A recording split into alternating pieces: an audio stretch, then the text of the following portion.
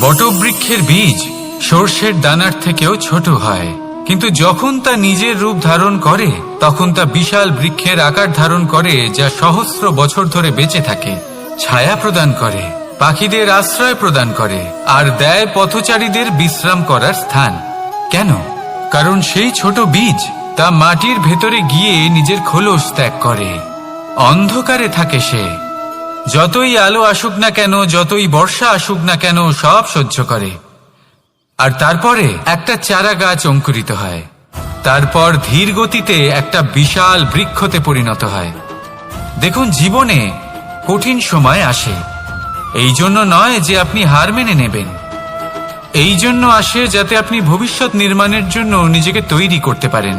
যদি কঠিন সময়ে আপনি ওই বীজের মতো দৃঢ় হয়ে থাকতে পারেন, তাহলে আপনিও একদিন সেই বিশাল বৃক্ষের মতো নিজের অস্তিত্ব গড়ে তুলতে পারবেন, যা সহস্র বছর পর্যন্ত মনে রাখা হবে। আসুন আমার সাথে ভালোবেসে বলুন, রাধা রাধা। এই ব্রহ্মাণ্ড কত বৃহৎ, তাই না? যার সম্মুখে এই পৃথিবীকেও একটা বিন্দুর মতো মনে হয়। আর এই পৃথিবীতে আমরা কে হই, আমাদের আকার কিরকম, আমাদের অস্তিত্বই বা কি? যখন আমরা এভাবে ভাবি তখন মনে হয় আমরা কিছুই নই। তা আমরা যখন কিছুই নই, তাহলে আমরা এত চিন্তা করি কেন? কি ভেবে ভয় পাই? কাকেই বা এত ভয় পাই? কে আমাদের মারতে পারে আর কেই বা আমাদের জন্ম দেবে? আত্মার আসলে না কখনো জন্ম হয় আর না কখনো মৃত্যু। আত্মা শুধুই শরীর বদল করে। আপনি, আমি, আমরা সকলে এই শরীর নয়, আমরা হলাম আত্মা, যা হলো পরম আত্মার পরম অঙ্গ। সেজন্য মনে রাখবেন, বাইরের কোথাও দেখবেন না, নিজের অন্তরের গভীরে গিয়ে দেখুন, আত্মাকে উপলব্ধি করতে শিখুন। ক্লেশ, ভয়, চিন্তা, এই সব কিছুর থেকে নিজেকে দূরে রাখুন, তাহলেই উপলব্ধি করতে পারবেন পরমাত্মাকে। তাহলে আসুন আমার সাথে ভালোবেসে বলুন, রাধা রাধা। পরিবর্তন এই সংসারের শাশ্বত নিয়ম। কোনো রাজা নেই যিনি চিরকাল রাজা থাকেন, কোনো ধনী ব্যক্তি নেই যিনি চিরকাল ধনী থাকবেন। এই সংসারে সূর্যের স্থান নেওয়ার জন্য চন্দ্রিমার আগমন ঘটে। কোন স্থান যাকে পতিত বলা হয়েছিল, সেখানে মহল তৈরি হয়েছে। কোন স্থান যাকে আজ মলিন বলা হয়েছে, কাল সেখানে মন্দিরও স্থাপন হতে পারে। কোনো ঋতু চিরকালের জন্য থাকে না, কখনো সময় চিরকাল একরকম থাকে না। আজ যে আপনার কাছে রয়েছে, কাল অন্য কারোর ছিল। আজ যে আপনার কাছে রয়েছে, কাল তা অন্য কারোর কাছে চলে যাবে। আপনার সাথে কিছু থাকলে তা হলো আপনার কর্ম, কিন্তু সেই কর্মের পরিণামও আপনার নয়। আপনি শুধু কর্ম করুন, বাকি সবকিছুই পরিবর্তনশীল। কিন্তু সেই পরিবর্তনকে দেখে ভয় পাওয়ার প্রয়োজন নেই, তাকে স্বাগত জানান। যদি আপনি হাসি মুখে সেই পরিবর্তনকে স্বাগত জানান, তাহলে এই পরিবর্তনও হাসি মুখে আপনার সাথে থাকবে। আসুন আমার সাথে ভালোবেসে বলুন, রাধা রাধা। সঞ্চয়। মানুষের যখন থেকে বোধ বুদ্ধি হয়, সঞ্চয় করতে আরম্ভ করে দেন। সঞ্চয় করতে থাকেন ভোজনের, সঞ্চয় অর্থের, সঞ্চয় শক্তির। নিজের জন্য করেন, নিজের পরিবারের জন্য করেন, নিজের স্ত্রীর জন্য করেন, সন্তানের জন্য করেন, সন্তানের সন্তানের জন্যও সঞ্চয় করেন। সঞ্চয় করার জন্য ওনার কাছে অনেক কারণ রয়েছে, কারণ উনি এটা ভাবেন যে এই সঞ্চিত শক্তির জন্য কেউ ওনার কোনো ক্ষতি করতে পারবে না। মানুষ ভুলে যান একটা গুরুত্বপূর্ণ কথা, এই সত্য, উনি এই সংসারে খালি হাতেই এসেছিলেন, আর এখান থেকে ওনাকে খালি হাতেই যেতে হবে। যা এখানকার তা এখানেই থেকে যাবে। আর যদি কিছু ওনার সাথে যায়, তা হলো ওনার কর্ম, আর কিচ্ছু নয়। তাই যদি কিছু অর্জন করতে চান, তাহলে শুভ কর্ম অর্জন করুন, আত্মশক্তি অর্জন করুন, কারণ পরলোকে এটাই হবে আপনার সম্পত্তি। তাহলে কি এটা আপনি অর্জন করতে চান না? আসুন আর আমার সাথে ভালোবেসে বলুন, রাধা রাধা। সদিচ্ছা। দেখতে গেলে 3 অক্ষরে তৈরি এই শব্দ, কিন্তু সমস্ত ত্রিলোক তার উপরেই আধারিত। আপনি এই সংসারে এসেছেন, তখন অবশ্যই শ্বাস নেবেন, কিন্তু তার বদলে আপনাকে কিছু তো দিতেই হবে। আপনার উপর নির্ভর করছে আপনি কি দেবেন। কি দেবেন এই সংসারকে, এই সমাজকে, নিজের পরিবারকে, আর তার বদলে কি নেবেন? যশ নাকি অপযশ? দেখুন, এক ছিল রাবণ, যে কিনা সমুদ্র পার করল সীতাকে অপহরণ করার জন্য, আর এক ছিলেন রামচন্দ্র, যিনি সমুদ্র পার করেছিলেন, সেতু বানিয়ে গিয়েছিলেন সীতাকে ফিরিয়ে নিয়ে আসার জন্য। দুজনেই সমুদ্র পার করেছিলেন, শুধু পার্থক্য ছিল সদিচ্ছাকে বোঝার লক্ষ্যের। অনেক মানুষের যাত্রা একরকম হতেই পারে, কিন্তু আনন্দ তখনই লাভ করবেন যখন লক্ষ্য শুভ হবে, মহান হবে। এই লক্ষ্য দিয়ে এই সংসারের কল্যাণ হবে এবং মানুষের সম্মান হবে। যদি আপনার সংকল্প উচিত হয়, তাহলে আপনার লক্ষ্য উচিতই হবে, নয়তো শুধুমাত্র বিনাশ হবে। আর উচিত এটাই হবে যে বিনাশের হাত থেকে যেন নিজেকে বাঁচানো যায়, কি বলেন? তাই জীবনে যে লক্ষ্য স্থির করছেন, মনে রাখবেন তা যেন শুভ লক্ষ্য হয়। যদি এরকম হয়, তাহলে আপনার যাত্রা, আপনার জীবন দুটোই শুভময় হবে। আসুন আর আমার সাথে ভালোবেসে বলুন, রাধা রাধা। সুরক্ষা। এই সুরক্ষা আসলে কি? এটা কি কোনো কবচ নাকি কোনো সীমা? এই সুরক্ষা আসলে অন্য কিছু। আমাদের মাতা পিতা, আমাদের প্রিয়জন, আমাদের বন্ধু, এই সমাজ, আমাদের শুভাকাঙ্ক্ষী, আমাদের আত্মীয়, এনারা সবাই আমাদের জীবনে কোনো না কোনো ভাবে সুরক্ষা দিয়ে থাকেন, একটা কবচ দিয়ে থাকেন কোনো না কোনো রূপে। কিন্তু দেখতে গেলে আমাদের পরাক্রমের পথে, আমাদের বীরত্বের পথে, আমাদের সাহসের পথে এই সুরক্ষাই সব থেকে বড় বাধা হয়ে দাঁড়ায়। একবার ভেবে দেখুন, যদি আপনি কোনো সুরক্ষাই না পান, বা যদি আপনি এই সুরক্ষা ভেঙে বাইরে আসতে পারেন, তাহলে আপনার বীরত্ব চরম সীমায় পৌঁছে যায়। কেন? কারণ তখন আপনি জানেন যে এই সংসারের সম্মুখীন আমাদের নিজেদেরই হতে হবে। আপনি বুঝে যান যে শত্রুর সম্মুখীন এবার নিজের বলের দ্বারা, নিজের পরাক্রমের দ্বারা, নিজের সাহসের দ্বারা করতে হবে। আর তখন আমাদের মনের মধ্যে এই শক্তি জাগ্রত হয়। এই শক্তি অন্তরেই বসবাস করে, শুধু এটা চিনে নিতে হবে, একে জাগ্রত করতে হবে। আর এটা সুরক্ষা ভেঙে যাওয়ার পরেই সম্ভব হয়। আর যারা নিজের শক্তি সম্পর্কে জানেন, যিনি নিজেই জানেন তিনি কতটা শক্তিশালী, তিনি নিজেই নিজের সুরক্ষা কবচ চিরকালের মতো ভেঙে ফেলে দেন, ঠিক কর্ণের মতো। আর তারপরে দেখুন, আপনার পরাজয় হোক বা বিজয়ী হোক না কেন, সেটাই অনেক বড় হয়, সেটাই প্রশস্ত হয়ে থাকে। সেই জন্য ত্যাগ করুন নিজের ভয়কে, নিজের আশেপাশের এই সুরক্ষা চক্রকে ভেঙে ফেলুন, আর সম্মুখীন হন এই সংসারের নিজের শত্রুর সম্মুখীন হন। পরাক্রমের এই অঙ্কুর, তা অঙ্কুরিত হওয়ার জন্য বীজের উপরের এই কবচ, এটা ভেঙে যাওয়া অতি আবশ্যক। আসুন আমার সাথে ভালোবেসে বলুন, রাধা রাধা। যখন আমরা হাঁটতে থাকি আর আমাদের পায়ে কাঁটা বিঁধে যায়, তখন মুখ দিয়ে আহ বেরিয়ে আসে, কান্না চলে আসে, আর অনেক সময় অভিশাপও বেরিয়ে আসে।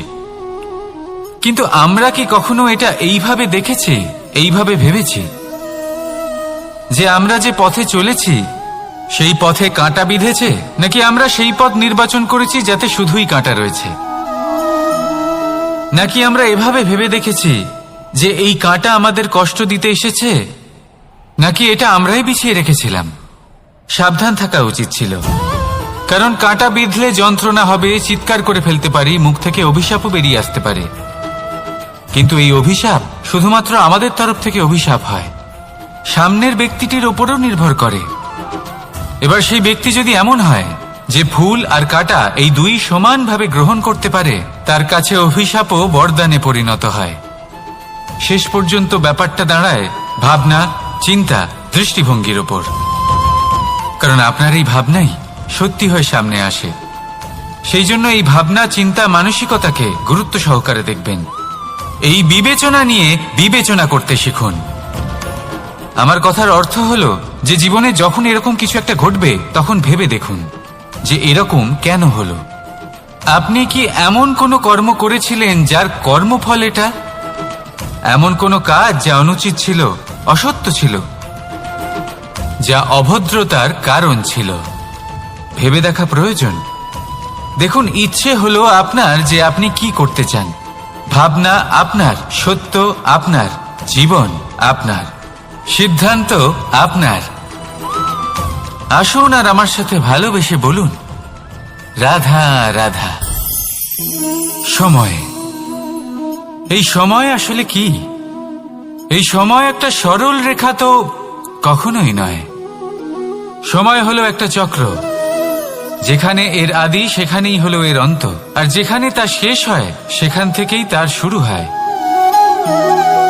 এই সময় একটা অত্যন্ত বিচিত্র চিন্তা, বিচিত্র ভাবনা, এ একটা বিচিত্র বস্তু যা কেউ বুঝতে পারেন না। এই সময়ের লীলা, এর কোনো প্রমাণ নেই, কোনো জ্ঞান নেই, কোনো পরিমাপ নেই। শুধু এটুকু আমরা জানতে পারি, যেখানে শেষ হবে সেখান থেকে একটা নতুন সূচনাও হবে। যা আজ আপনার কাছে আছে কাল অন্য কারোর কাছে যাবে, তারপরে তার কাছ থেকেও অন্য কারোর কাছে যাবে, তারপরে তার থেকেও ছিনিয়ে নেওয়া হবে। এই নিয়তির একজনের কাছ থেকে অন্যজনের কাছে আদান প্রদানের এই সময় হলো আপনার সময়। এই সময়ের সদ্ব্যবহার করুন, এই সময়কে বাঁচুন। আপনাকে শুধু এটাই সুনিশ্চিত করতে হবে যে আপনি কোন পক্ষে আছেন। আর সত্যি বলতে কি, আপনার জীবনের পরিণাম নির্ভর করে আপনার নির্বাচনের ওপর। আপনি কোন পক্ষ নির্বাচন করছেন। তাহলে মনে রাখবেন, জীবনে সেই পক্ষই নির্বাচন করবেন যা চয়ন করার পরে আপনি সুখ অনুভব করবেন, আপনি সন্তোষ লাভ করবেন, প্রসন্নতা লাভ করবেন। আর আমি এটাই সুনিশ্চিত করব যে এই পক্ষ যেন শান্তির পক্ষ হয়, এই পক্ষই যেন প্রেমের পক্ষ হয়। তাহলে চিন্তা করবেন না, আর আসুন আমার সাথে ভালোবেসে বলুন, রাধা রাধা। দৃষ্টি আর দৃষ্টিভঙ্গি, এই সমগ্র লীলা হলো এই দুইয়ের। বিচিত্র হতে পারে, কিন্তু এটাই সত্যি। এবার আপনাকে একটা উদাহরণ দিয়ে বোঝাই। অনেক সময় আপনি কোনো ব্যক্তিকে এটা বলতে শুনবেন যে আমি আমার নিজের উপরে গর্ব করি, আমি নিজেকে নিয়ে গর্ব করি, আমি খুব ভালোভাবে আমার মা বাবার সেবা করি, ওনাদের আমি সবসময় সুখী রাখি, ওনাদের আমি একটা বাড়ি দিয়েছি, সকল সুখ সুবিধা দিয়েছি, ওনাদের জীবনে প্রত্যেক জিনিস দিয়েছি আর দেব যা তাদের প্রয়োজন। এবার আমাকে বলুন যে আপনি কে হন। আপনি হলেন সেই বীজ যা আপনার মাতা পিতা রোপণ করেছেন। আপনার মা বাবাই আপনাকে এই সংসারে জন্ম দিয়েছেন। এবার এইসব কথার কি তাৎপর্য? এই হলো সেই ব্যক্তির দৃষ্টিভঙ্গি। এবার দেখা যাক এই প্রকৃতি আমাদের কি শেখায়। কখনো কোনো গাছকে দেখবেন, যখন সেই গাছে ফল আসে, সে মালিকে এটা বলে না যে দেখো আমি তোমাকে ফল খেতে দিচ্ছি। সেই বৃক্ষ এটা বলে না যে দেখো আমি তোমায় আহার করতে দিচ্ছি, কারণ ও জানে যে এটা হলো সেই মালির পরিশ্রম, এটা হলো তারই কর্মের ফল, আর এটা তারই পাওয়া উচিত। সে বলে যে তোমার জিনিস তোমাকেই অর্পণ করলাম, এ আমার জিনিস নয়। ও জানে সেই মালির গুরুত্ব আসলে কি। এটা হলো তার দৃষ্টিভঙ্গি। সেই জন্য আপনি জীবনে কোন ব্যক্তির মধ্যে, কোন পশু পাখির মধ্যে, কোন প্রাণীর মধ্যে, কোন পরিস্থিতিতে, কোন আবেগের মুহূর্তে কি দেখতে পাচ্ছেন, সেটা আপনার দৃষ্টিভঙ্গির উপরে নির্ভর করছে। তাই নিজের মনে ধন্যাত্মক ভাব জাগ্রত করুন, শুভ চিন্তা নিয়ে আসুন। এই ভাবনাই সত্য হয়ে সামনে আসবে। এই দৃষ্টিভঙ্গি এমন হয়ে যাবে যে আপনার জীবনে সবকিছুই শুভ হবে। তাহলে আসুন আর আমার সাথে ভালোবেসে বলুন, রাধা রাধা। প্রতিশোধ অথবা কাউকে দুঃখ দেওয়ার ভাবনা, যদি এটা আপনার মনে থাকে তাহলে আপনি নিজের মনেই যন্ত্রণার একটা বিশাল বৃক্ষ রোপণ করছেন, এটা মনে রাখবেন। কারণ কাউকে দুঃখ দেবার এই ভাবনা, এটা হলো সেই বীজ যা আপনার মনেই পতিত হবে, আপনার মনেই অঙ্কুরিত হবে, আর আপনার মনেই একটা বিশাল বৃক্ষরূপে বেড়ে উঠবে। জীবন আপনার, কর্ম আপনার, কাউকে দুঃখ দেবার ভাবনা আপনার ছিল, এই বৃক্ষ হলো আপনার, তাই এর ফলও আপনিই পাবেন, যা গ্রহণও আপনাকেই করতে হবে। মনে রাখবেন, যে মানুষ এটা ভাবে যে আমি ওকে দুঃখ দেব, ওকে কষ্ট দিতে চাই আমি, সেই মানুষই দুঃখ আর কষ্ট পেয়ে থাকে। যদি সেই জায়গায় আপনি এটা ভাবেন যে আমি কাউকে সুখী করে তুলতে চাই, কাউকে সুখ প্রদান করতে চাই, তাহলে তারও বীজ আপনার মনেই রোপণ হবে, বৃক্ষে পরিণত হবে, যার ফলও আপনিই পাবেন। এখানে বিষয়টা হলো শুধু মানসিকতার চিন্তা, যা সত্য হয়ে আপনার সামনে আসে। তাহলে এই মানসিকতা শুভ করুন, সবার জন্য মঙ্গল কামনা করুন। অন্যের মনে আপনার জন্য ভালো চিন্তা থাকুক বা না থাকুক, আপনি সবার জন্য শুভ চিন্তা করে কর্ম করতে থাকুন, তাহলে আপনার সাথেও ভালোই হবে। তাহলে আসুন আর আমার সাথে ভালোবেসে বলুন, রাধা রাধা। সুখ আর অভিজ্ঞতা, এই দুই জীবনে একসাথে কখনোই আসে না। মনে রাখবেন, যেখানে সুখ থাকে সেখানে অভিজ্ঞতা থাকে না, আর যখন এই সুখ আমাদের জীবন থেকে দূরে চলে যায়, তখন আমাদের জীবনে আসে এই অভিজ্ঞতা। পরমাত্মা, প্রকৃতি, নিয়তি এই অভিজ্ঞতাকে আমাদের জীবনে পাঠান, যাতে আমরা একটা অত্যন্ত গুরুত্বপূর্ণ শিক্ষা, একটা জ্ঞান প্রাপ্ত করতে পারি। এই অভিজ্ঞতা আমাদের শেখায় যে অতীতে এমন কি হয়েছিল যা আমাদের করা উচিত হয়নি। আমাদের শেখায় ভবিষ্যতে এমন কি আছে যা আমাদের করা উচিত আর কি করা উচিত নয়। দেখতে গেলে এই অভিজ্ঞতা আমাদের সেই শিক্ষা দেয় যার জন্য আমরা সুখের দিকে উচিতভাবে অগ্রসর হতে পারি। সেই জন্য জীবনে যখনই দুঃখ আসবে, দুঃখের এই সময় আসবে, তখন হতাশ হবেন না। বোঝার চেষ্টা করুন এই পরিস্থিতি কেন এসেছে, কি শিক্ষা দিতে এসেছে। যদি আপনি সেই জ্ঞান লাভ করেন, সুখের পথে অগ্রসর হন, তাও উচিত রূপে, তাহলে এই অভিজ্ঞতার উদ্দেশ্য পূরণ হয়ে যায়। তাহলে আসুন আর আমার সাথে ভালোবেসে বলুন, রাধা রাধা। জীবনে শিখরে পৌঁছানোর জন্য মানুষের কি প্রয়োজন হয়ে থাকে? সিঁড়ির। কিন্তু তাও প্রত্যেক মানুষ, প্রত্যেক ব্যক্তি শিখরে পৌঁছতে পারেন না। এর কারণ কি? কারণ একটা হতে পারে যে মানুষ কল্পনা করতে থাকেন কিন্তু সিঁড়ি খুঁজে পান না। কিছু মানুষ খুঁজে নেন কিন্তু তা পেয়ে এতটাই প্রসন্ন হয়ে যান যে তারপর আর কোনো কর্মই করেন না। খুব সোজা ব্যাপার। অনেক মানুষ সিঁড়ি খুঁজে পান না, আর যদি পেয়েও যান তাও যতক্ষণ না তাতে চড়ছেন সেই শিখরে পৌঁছবেন কি করে? যতক্ষণ না আপনি পরিশ্রম করছেন, যতক্ষণ না সেই সিঁড়িতে আপনি চড়ছেন, যতক্ষণ না ক্লান্ত হচ্ছেন, আপনার পায়ে হাঁটুতে ব্যথা না হচ্ছে, ততক্ষণ এই শিখরে পৌঁছানোর সৌভাগ্য লাভ করতে পারবেন না। তাহলে কল্পনার সাথে কর্ম করুন, পরিকল্পনার সাথে পরিশ্রম করুন, সব কিছু পাবেন।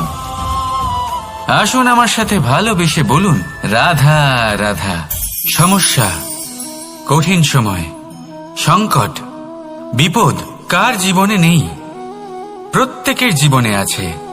কিন্তু আমাকে একটা কথা বলুন, যদি নৌকায় ঢেউকে ভয় পেতে শুরু করে, তাহলে সাগর পার করবে কে? কখনো কোনো ছোট্ট পিঁপড়েকে দেখেছেন, যে আকারে হয়তো ছোট হতে পারে কিন্তু বড় শিক্ষা দিয়ে যায়? কিন্তু আমরা শিখিই না। এবার দেখুন একটা পিঁপড়েকে, যে ভোজনের খোঁজে বাইরে বের হয়, একটা ছোট্ট দানা তুলে নেয়। ছোট দানা তোলে কারণ তার থেকে বেশি সে তুলতেই পারবে না। সে দানা নিয়ে চলতে শুরু করে, কোনো দেওয়ালে উঠে পড়ে, আবার পড়েও যায়। সেই দানা দূরে কোথাও একটা পড়ে যায়, তা আবার খোঁজে, তুলে নেয়, আবার চলতে থাকে। পড়ে যায়, আবার ওঠে, পড়ে যায়, আবার ওঠে। সেই দানাটা রেখে দেয়, আবার বেরিয়ে পড়ে ভোজনের খোঁজে। পরিশ্রম করতে থাকে কিন্তু হার মানে না।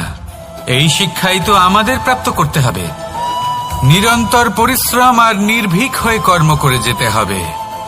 এটাই হলো সাফল্যের মাধ্যম, এটাই হলো জয়ের মন্ত্র, অচ্যুত অজয় অস্ত্র। তাহলে আসুন আর আমার সাথে ভালোবেসে বলুন, রাধা রাধা। আমরা সকলে চাই আমাদের জীবনে সাফল্য আসুক। আমরা চাই যে এই সংসারে আমাদের খ্যাতি ছড়িয়ে পড়ুক। আমরা চাই যেন আমরা আলোচিত হই। কিন্তু শুধু চাইলেই কি যায় আসে? যদি এই সংসারে আলোচিত হতে হয় তাহলে পরিচিত হতে হবে পরিশ্রমের দ্বারা। যতক্ষণ না আপনারা পরিশ্রমের সাথে পরিচিত হবেন, সাফল্যের সাথে পরিচিত হবেন না। সংঘর্ষ করতে হবে প্রতিদিন, প্রতি বছর। জীবনের সব পরিস্থিতিতেই হয়তো নতুন নতুন বাধা আসবে, নতুন নতুন বিঘ্ন ঘটবে। কিন্তু এটা আবশ্যক নয় যে সমস্ত বিঘ্ন বিনাশের জন্য আসবে। কিছু বিঘ্ন আপনার পথ প্রশস্ত করার জন্য আসবে, আপনার পথ পরিষ্কার করার জন্য আসবে। যদি আপনাকে উদাহরণ দিই, যখন বন্যা আসে, বাড়ি ঘর ভেসে যায়, তখন আমরা হতাশ হয়ে পড়ি, আমরা দুঃখী হয়ে পড়ি। কিন্তু সেই বন্যাই আমাদের সেই ধরিত্রীকে এত উর্বর করে তোলে যে সেই উর্বর অংশ কাজে লাগিয়ে আমরা সেরকম আরো 10টা বাড়ি বানাতে পারি। তাহলে ধন্যাত্মক থাকুন আর যে কোনো সংঘর্ষের জন্য প্রস্তুত থাকুন। জীবনে অনেক দূর যেতে পারবেন। তাহলে আসুন আমার সাথে ভালোবেসে বলুন, রাধা রাধা।